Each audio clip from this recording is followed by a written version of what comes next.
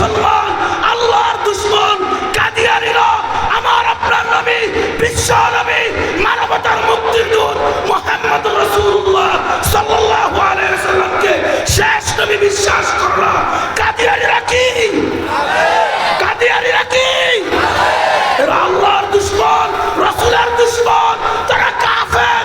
আজকে মুসলমানদের তাহজিব তামাদ্দুন, মুসলমানদের নাম ব্যবহার করে ইসলাম মুসলমান আজকে সরল বলা বাংলাদেশের মুসলমানদেরকে ধোঁকা দিচ্ছে। আজকে আমাদেরকে গর্জে উঠতে হবে।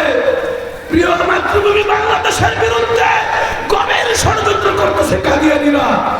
কাদিয়ানীদের দাঁত ভাঙা জবাব দেওয়ার জন্য আমাদেরকে, আমাদের মুসলমান সন্তানদেরকে বেশি বেশি কওমি মাদ্রাসায় দিতে হবে। স্কুল, কলেজ, ইউনিভার্সিটিতে ধর্মীয় শিক্ষক নিয়োগ দিতে হবে। যদি গানের শিক্ষক নিয়োগ দেয় তাহলে কাদিয়ানীরা খুশি হয়। ইসলামী শিক্ষা নিয়োগ দিলে আল্লাহ আল্লাহ রাসূল খুশি হয়, ঠিক কিনা? আজকে কওমি মাদ্রাসার বিরুদ্ধে, আল্লাহ আল্লাহ রাসূলের বিরুদ্ধে, কোরআনের বিরুদ্ধে গভীর ষড়যন্ত্র চলছে। এই ষড়যন্ত্রের মোকাবেলায় আমরা শুধু মিছিল মিটিং করলে হবে না, আমাদের সন্তানদেরকে কোরআনী শিক্ষায়, হাদিসের শিক্ষায়, আল্লাহ আল্লাহ রাসূলের শিক্ষায়, কওমি মাদ্রাসার শিক্ষায় কারা কারা শিক্ষিত করতে রাজি আছে? একটু হাত তুলুন। রাজি আছে তো ইনশাআল্লাহ?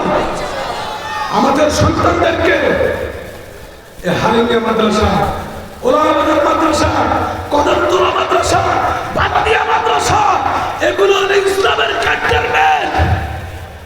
এখন কওমি মাদ্রাসার বিরুদ্ধে, ইসলাম মুসলমানদের বিরুদ্ধে, আল্লাহ আল্লাহ রাসূলের বিরুদ্ধে কাদিয়ানীরা গভীর ষড়যন্ত্র করতেছে। কাদিয়ানী কি জিনিস? ওলামায়ে কেরাম, ইমাম, মুয়াজ্জিন, এদের থেকে আমরা বিস্তারিত জেনে নিব।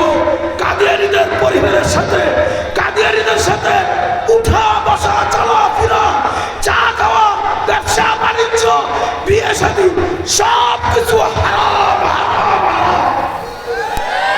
রাজি আছি? রাজি আছি তো আমরা?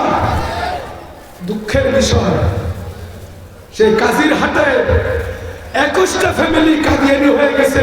সবাই বলি নাউজুবিল্লাহ, জোরে বলি নাউজুবিল্লাহ।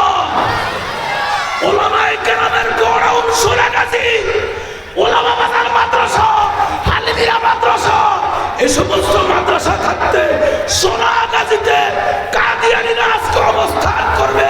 আর আমরা দ্বীন ইসলাম মুসলমানরা বেঁচে থাকতে এটা হতে পারে না, পারে না, পারে না। আজকে আমরা সরকারকে বারবার বলছি কাদিয়ানীদের সংখ্যালঘু ঘোষণা করব।